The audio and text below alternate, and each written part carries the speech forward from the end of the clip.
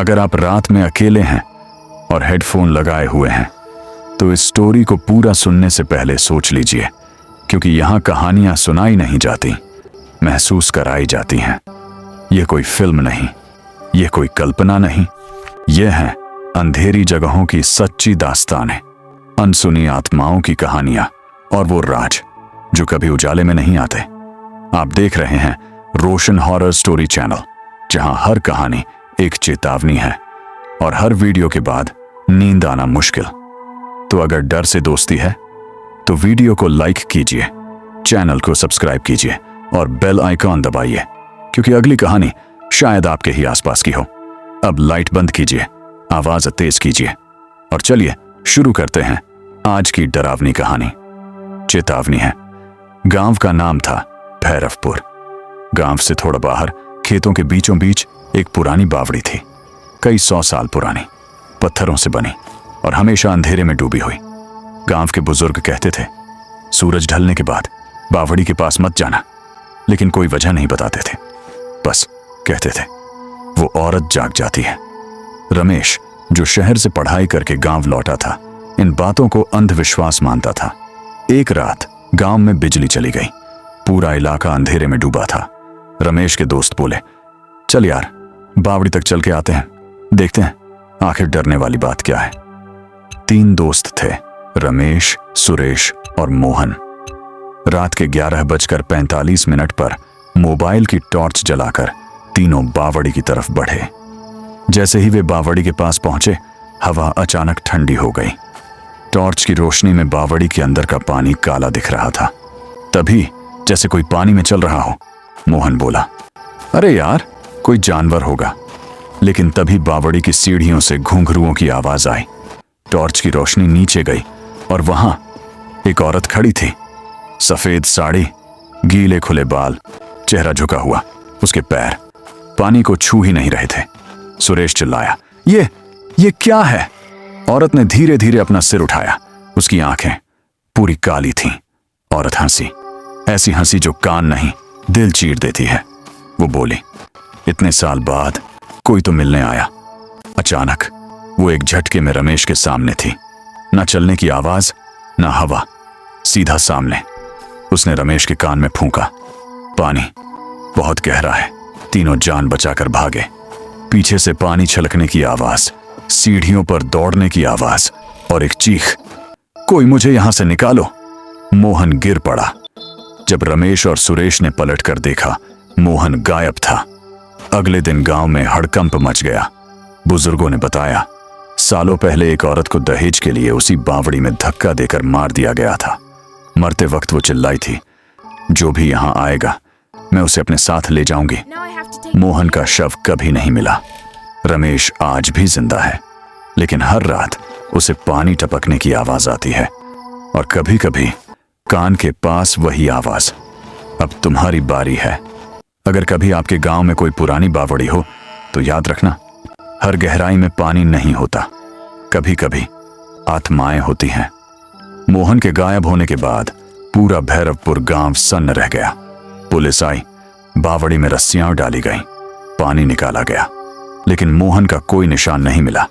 ना शव, ना कपड़े, ना खून, बस बावड़ी की दीवार पर नाखूनों के गहरे खरोंच के निशान थे।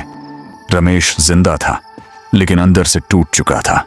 रात होते ही उसके कानों में वही आवाज गूंजती, पानी बहुत गहरा है। हर रात ठीक 2:13 पर उसके कमरे में गीले पैरों की आवाज आती और फर्श पर पानी की बूंदें दिखाई देती।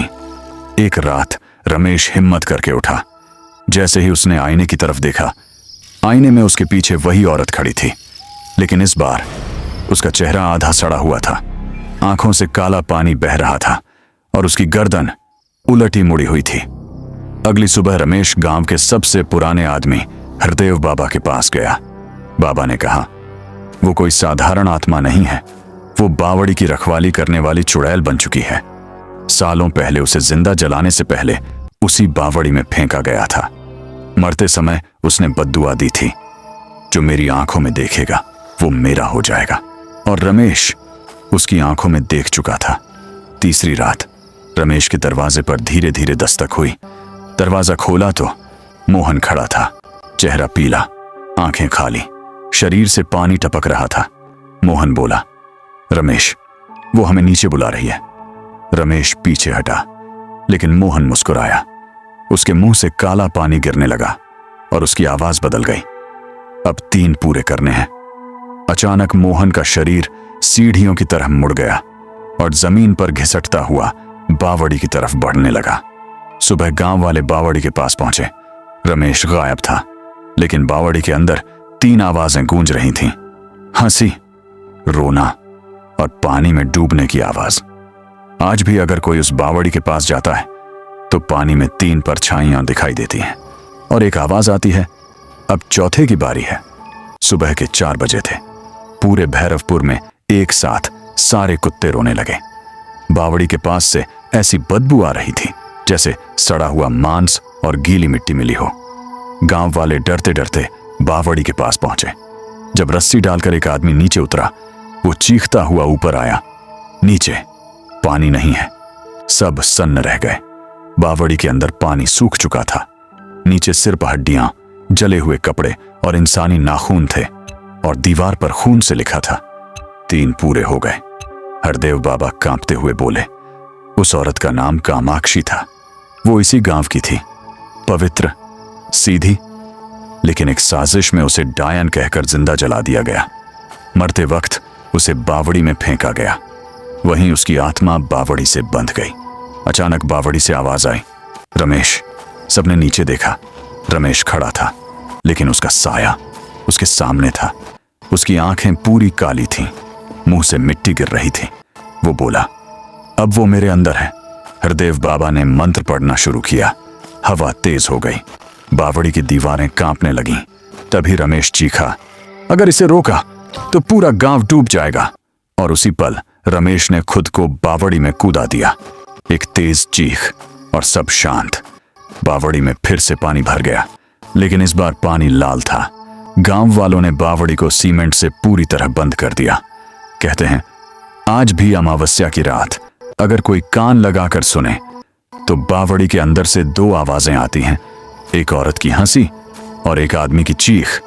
याद रखना, हर पुरानी जगह खाली नहीं होती। कुछ जगहें आत्माओं की कब्र होती हैं। अगर आपको ये कहानी अंत तक सुननी पड़ी तो एक बार पीछे देख लेना, क्योंकि कामाक्षी कभी अकेली नहीं रहती। तो दोस्तों, अगर आपको ये कहानी सुनकर एक पल के लिए भी डर लगा हो तो समझ जाइए, कहानी यहीं खत्म नहीं होती, क्योंकि डर कहानियों में नहीं, जगहों में जिंदा रहता है।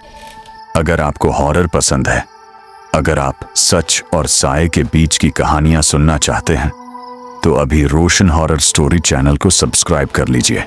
वीडियो को लाइक करें और कमेंट में लिखिए, मुझे डर लगा। और हाँ, बेल आइकॉन दबाना मत भूलना, क्योंकि अगली कहानी शायद आपके गांव या आपके ही आसपास की हो। मैं मिलूंगा आपसे अगली डरावनी कहानी के साथ। तब तक के लिए अकेले मत सोना।